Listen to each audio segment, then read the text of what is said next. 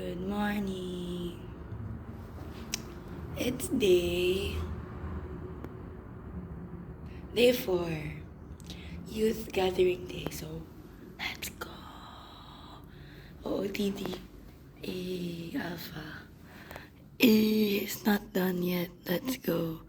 So, bababa na kami. I mean, wala pala ako kasama. Sanay ako na bababa na kami. And yes, sobrang wala na talaga akong boses.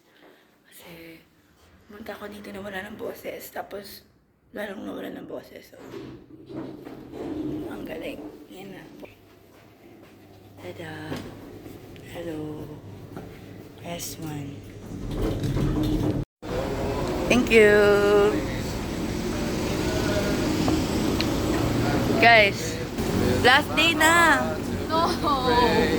Wow!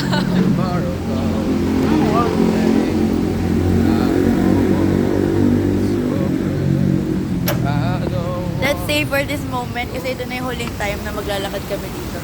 No! Papunta sa Alpha. Achievement na mas maaga tayo today. Yeah. Hindi ko kayo inataranta. Pero hindi siya nag-breakfast. Okay lang. That's the downfall, guys. Pero binuuna namin siya ng tinapay, so... Alam niyo bakit?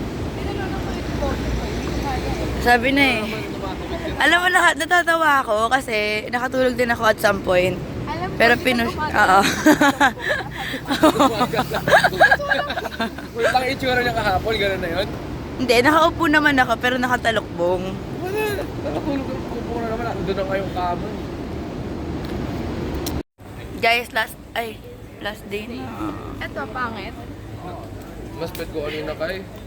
Diba, Ano Julia? yung kanina? Hindi ko alam paano ko yung ginawa, girl. Eh, taas mo lang para kang sumulong ng baha. Yan.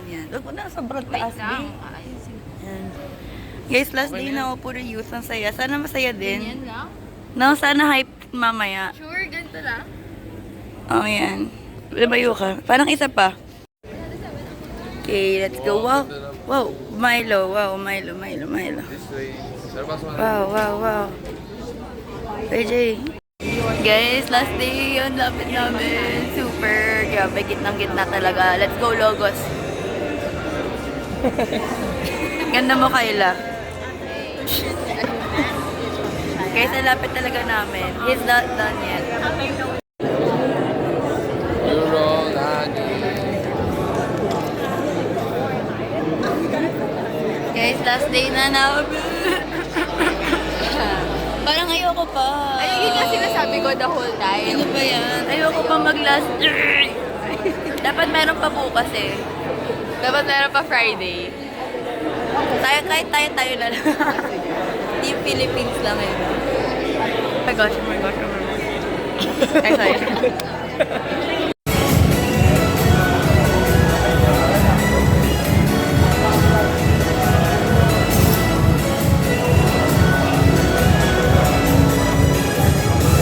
Galing, pinagpipray nila, oh. 10, 9, 8, 7, 6, 5, 4, 3, 2, 1. Aww. That is so sad. Last na. Shout of praise. No. Last one, let's go.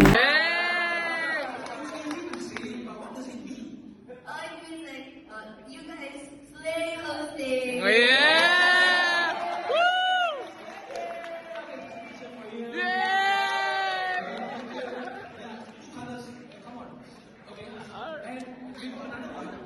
Gen Z slang. My daughter always says that she eats and leaves no crumbs. Whoa! What does that mean? It means that it's a little bit like Slay. It means you've done an amazing job. Yeah! Let's go.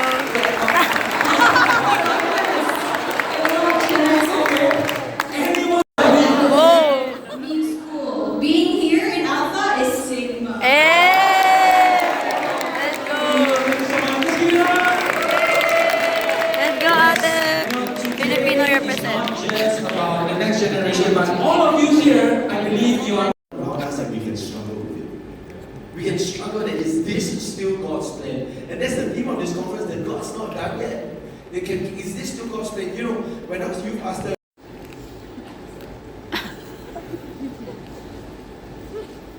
you can take 2%. No. Really? Wow. I hope you get the tough ones. You can get 3 if you want. Wow. And I guess this will be the pedal. You can choose one out of the 3. Okay, who's ready? Oh, it's okay. It's easy. The pastor has done, you know. But I think when we communicate vision across generations, across leadership, but Saul goes, okay, then you can go.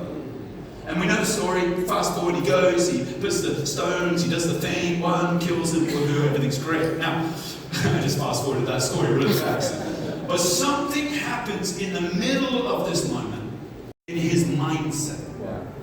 And this shift in his mindset changes everything for him. So I want to show you what this shift is, and then we're going to unpack a couple of truths around it. This is from 1 Samuel 17, starting as senior pastor, and it's like, yeah, baby.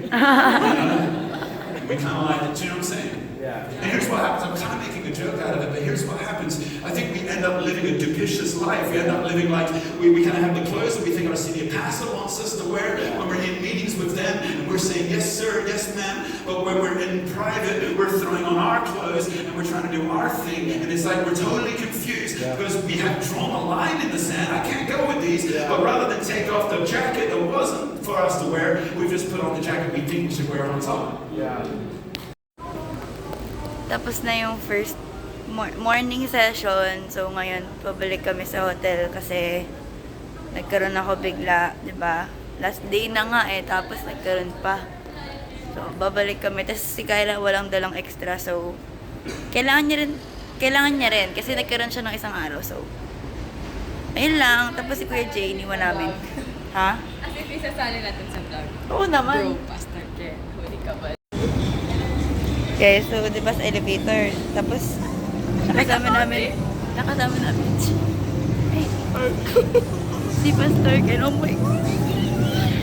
Nagpa-picture pa kami. Thank you Lord, nagkaroon ako, umalis kami, alam mo yun, parang. Oh my God, oh my God. Alam mo ba? Tatanungin ko sana siya, sa Perth ba sila? Sa Perth siya?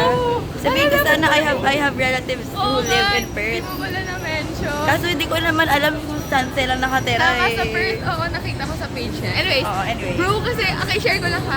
Kagabi, nag-chat talaga si Elise randomly. Like, inaaya niya ako mag-part-time sa Starbucks, okay? Doon yun nag-start. Bakit? Wala, gusto niya lang. We? Oo. Tapos, mag-apply kami and whatever, ganyan. Saan Starbucks yan? Ewan ko pa basta, di ko pa na-check yung site. Anyways, tapos ayun, usap-usap kami, blah. Siyempre, girls, umapot sa point, sabi ko na, bro, alam mo ba? Like, kinamusta niya kasi ako dito. So sabi ko, girl, alam mo, nung narinig ko na ang daming taga-Australia dito, like, naghahanap ako ng church for your ex, okay? Ay, isasama ko to Naghahanap ako ng Okay lang yan. Hi, Ellie. Naghahanap ako ng church para dun sa guy na yan. Kasi she's really praying for that guy. And syempre, ako naman, as a friend, gusto ko din mag-help. Why not share Jesus to them, diba? So, may mga ganon. So, naghahanap talaga ako. Tapos sabi ko, ay, kina Vanessa ako ask. Kasi baka may alam sila. Tapos si Pastor, ay, lumabas yung pagka-fangirl. Si Pastor Ken pa yun ang tanong ko, bro. Solid to Ay, Pastor Ken recommended.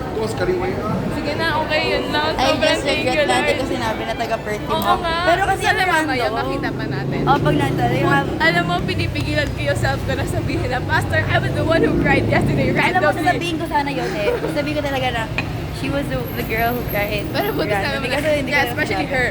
Oo, yan na lang sinabi ko. Yes, with conviction, yes. Ay, nako.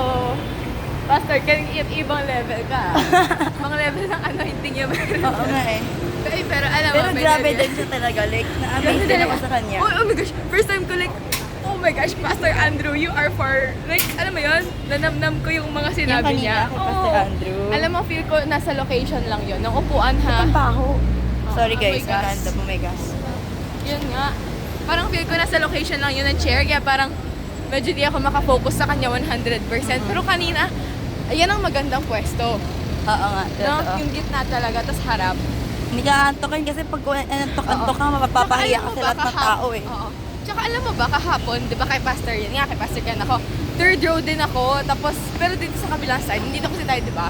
Pero ako nandito, tapos medyo Oh, thank you. What was it called? Sorry? Peanut candy. Okay. Peanut candy. Thank you. Oh, wow. Okay, we will try. 20 the bottles, the small pieces inside. inside got 10 more than that, maybe 15 or 16.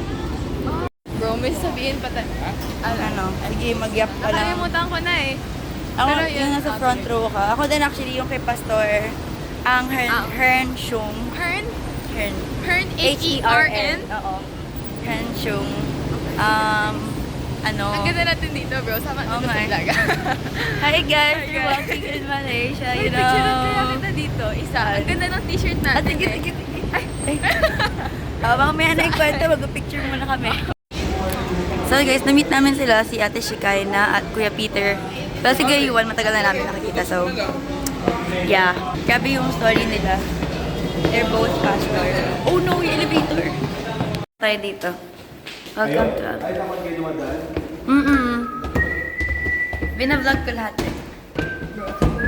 Wow, saan kaya to? Ah, dito sa likod. Wow. Yes. Gets. Okay. Ito pala. Ganda. Kaya nga eh. Doors open. Kaharap ulit kami. Let's go. Exit tayo. Do we feel safe? Yeah. Are you sure you feel safe? You better say no. Okay, we're going to start with over 450 youth pastors and leaders for circles and spaces, and they would love to say hi to you. Come on!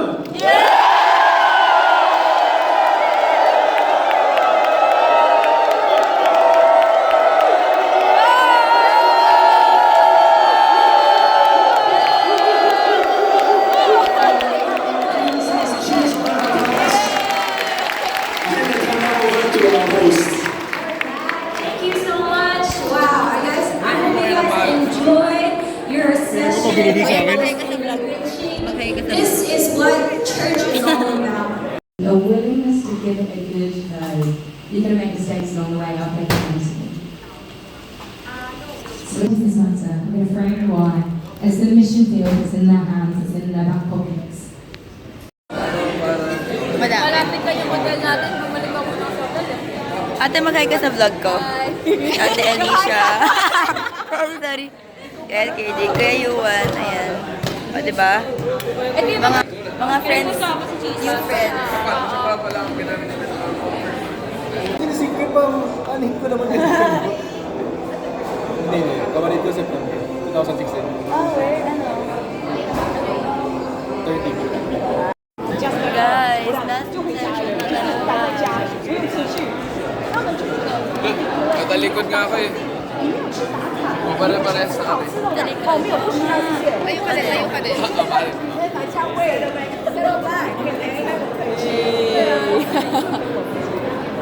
Picture tayo mamaya. Ha? Picture tayo. Picture tayo, guys. Last na!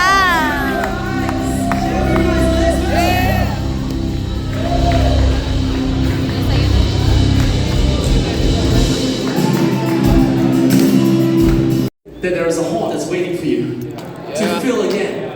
And notice how God says to Samuel, fill your horn with oil and go. He's not asking Samuel, go look for a new horn. Yeah. Samuel, go look for a flashier, more modern, more relevant horn. God's not interested in other horns. He's interested in your horn, your calling, your gifts, you, your personality, your shape, your history. It's time to dust off you again, older leader. Come on, somebody. Pull yourself off the shelf and fill it with oil again. I'll tell you what was at stake.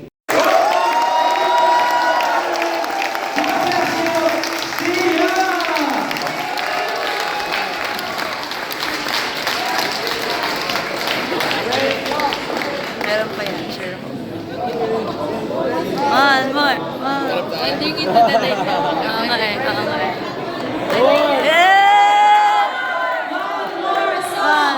One more song!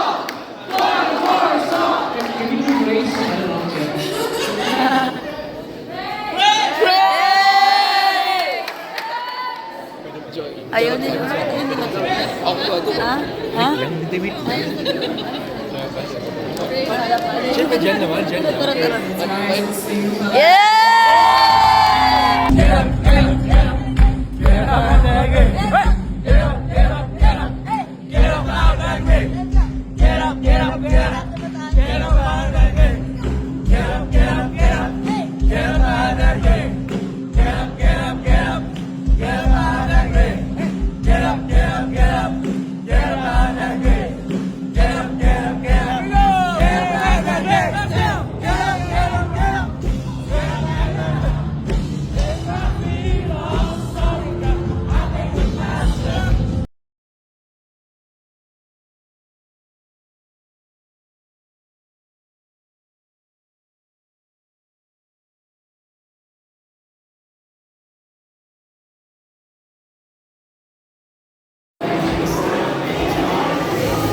Full team, let's go.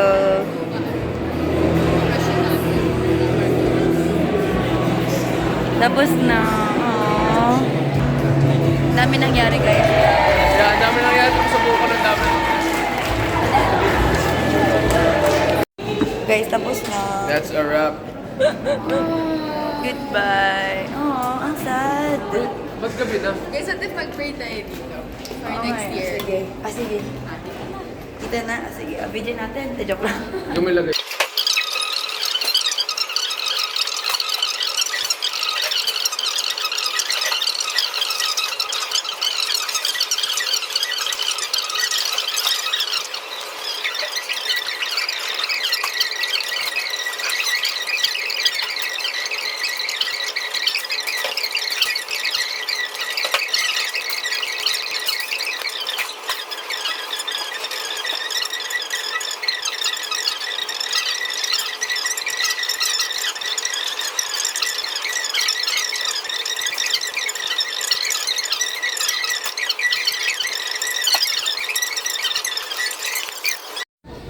Guys, uuwi na kami. No. No. Last view. Grabe. Goodbye. Yan pala yung itsura niya kapag walang something sa gitna. HTBB2, let me show you around this place. Wait lang, isa pa. Ako nakilala na friend dito sa Malaysia. Tawag dito. Nagulat ako kasi parang sobrang sakto na magka-vibe kami, gano'n. Tapos parang kilala niya talaga ako na parang ilang years na kami magkasama. So I just want to let you guys meet my new friend. Hey guys, my name is Kayla. Welcome to Malaysia Bukit Bintang. Let me tour you around. Look around. We're packing up na actually. Actually, it's our 4th day already.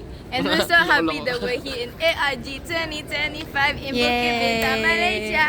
Yay! God bless you. Nice one, par. 谢谢大家好，我叫是梅林，你姓什么名字？我是徐佳美啊。 Okay. Bye. Guys, tapos na. Tingnan nyo.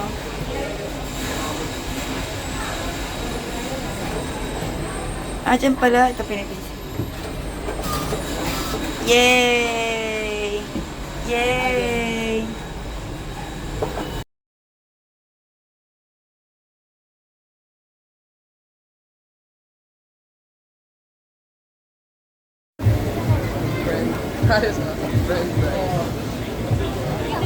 TL. So ngayon guys, pupunta kami sa saan ba? Saan tayo pupunta? Ayun, Jalan Allure, yung parang street food nila. Sama na kasi mama. Yay! Ayan sila so sweet. Wow, so sweet. Bro, tinan niyo yung shawarma, ang laki.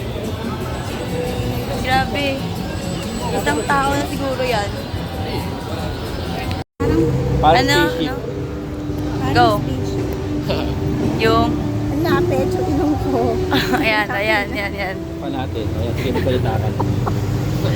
Kamukha mo si Pastor, isang pastor, kalbo siya. Talaga. Pastor Dahil Ken. kalbo, kaya mukha-mukha. Favorite ko yun eh. Ayan, Ah. Pastor Ken, no? Paano, David? Magaling siya? Super, guys, sa gitna kami ng crossing, haha. Ang ganda-ganda talaga dito. Isitan lang malapit, oh. Direkto lang. Oo nga, picture mo kasi tayo sa Diyan kami galing. dito, Papunta doon, papunta doon. papunta po doon. Nag-train kami, diyan kami bumaba. Guys.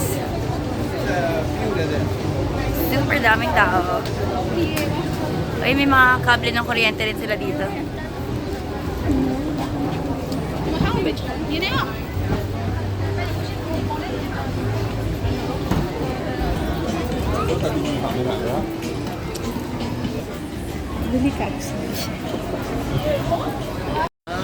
Minera Tower. Famous tower daw yan, guys. So, yeah. Grabe, durian. Ha? Ayun! Wow! Hala, ang ganda! Okay. Oo nga, wala tinatanong dito matagal.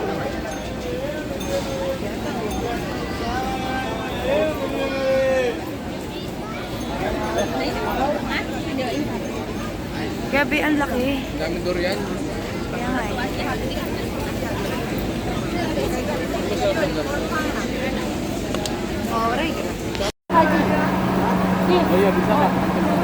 And the angels cry.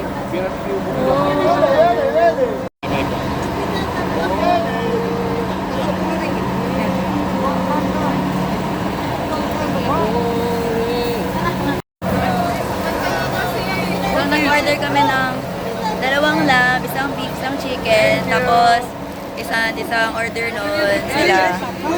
Pwede mo So, okay na. 35. Pwede picture mo to?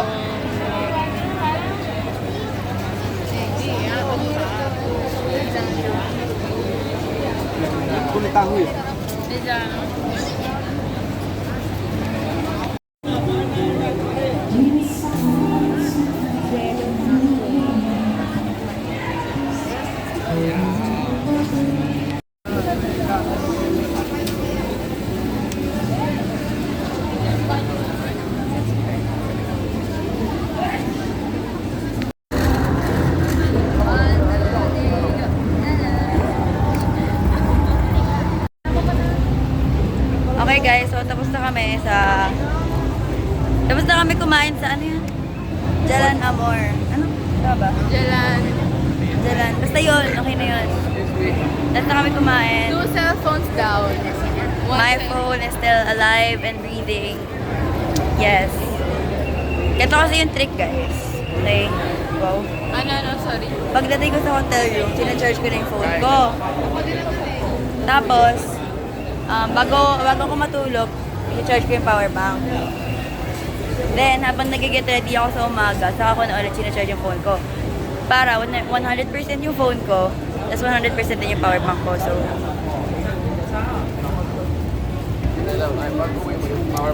pero diba, magandang practice din yun kasi, ay, oh my God. Hangin yan. Kaya ganyan. Then,